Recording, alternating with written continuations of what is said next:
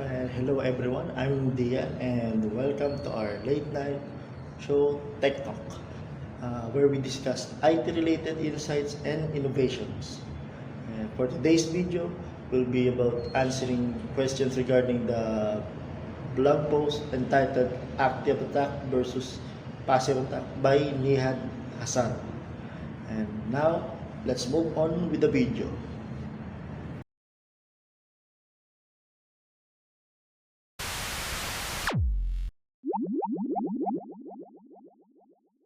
So for the summary, the article is all about the difference between active and passive attack. So it provides key ideas about the two types of attacks in the context of encryption, including how it was executed, its examples, and its possible impact to victims. So based on the article, an active attack tends to focus more on compromising integrity and availability of the system through altering and modifying information. So some examples of this are masquerade attacks, replay attacks, DDoS attacks, and etc. While passive attacks, on the other hand, are more discreet and revolve around monitoring and collecting information and are more difficult to detect. So the article emphasized that although the two may be different in some ways, both attacks pose a threat to its targeted systems and networks.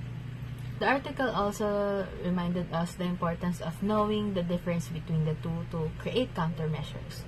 So, in the article, preventive measures include user authentication, security protocols and audits, encryption protocol, and network monitoring tools.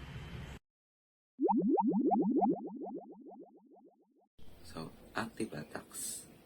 Active attacks involves direct interface with the system where the attackers attempt to alter, disrupt, or manipulate data, often leading to immediate and noticeable damage. Examples include modifying communications, launching of DOS, or denial of service attacks, tampering with system functionality. Also, these attacks are typically easier to detect because of their disruptive nature.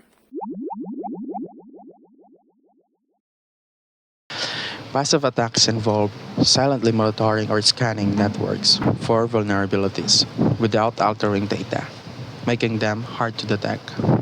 The goal is to gather information for future attacks.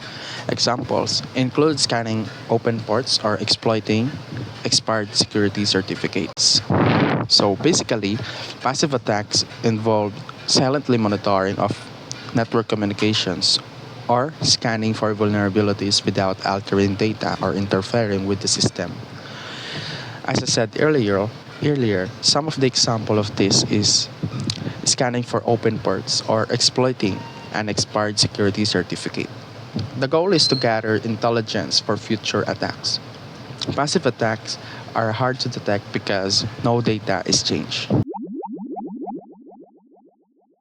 So, to discuss the difference of what they discuss, which is the active and passive attacks. So, active and passive attacks differ primarily in their approach and impact.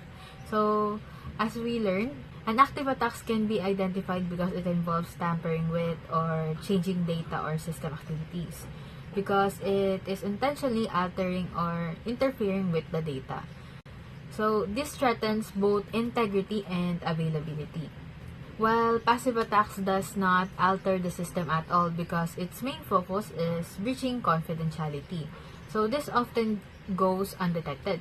So different defense tactics are needed for each type of attack. Like passive attacks requires detection techniques while active attacks demand prevention. So for an overview of their similarity, both active and passive attacks aim to compromise a system security, which could lead to compromise of sensitive data and expose the system to additional exploitation. So, as to my recommendation for preventing a passive attack, so the best way is to use a strong network encryption. So this means the message should be well encrypted and to unintelligible language at the sender's end, and should decoded into understandable language at the receiver's end. So for the active attack, We should use a powerful firewalls along with a strong intrusion prevention system. So I think that's all. Against such cyber attacks, it will be very crucial to highlight the network encryption and safety.